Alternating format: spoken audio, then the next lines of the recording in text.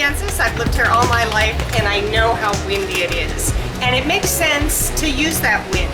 It is one of our natural resources and it's one that we want to be sure that we're using well. The wind is pretty good, especially Western Kansas got the best wind in the country. I like wind because one, we have a lot of it in Kansas, and two, it's going to create a lot of jobs for Kansas, and it's going to help the Kansas economy. I support wind in Kansas because it provides a renewable energy source that is good for the environment and long-lasting benefits and has great potential for jobs and industry. Wind works for Kansas not only because it brings rural development in areas that badly need it, but it also serves as a great renewable energy source for not only Kansas, but for elsewhere outside the state. It keeps Kansas like me working in the state. I was able to get out of college from K-State and get a job in the wind industry and stay here in Kansas. So I'm still here doing what I love in the state I love.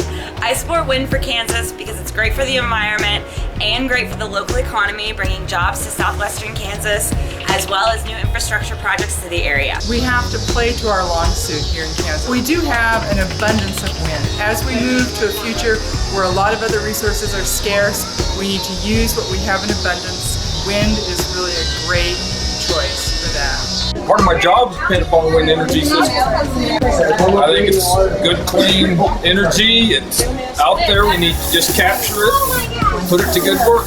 It's the energy of the future. It's not as polluting as oil, and we need to be making the transition.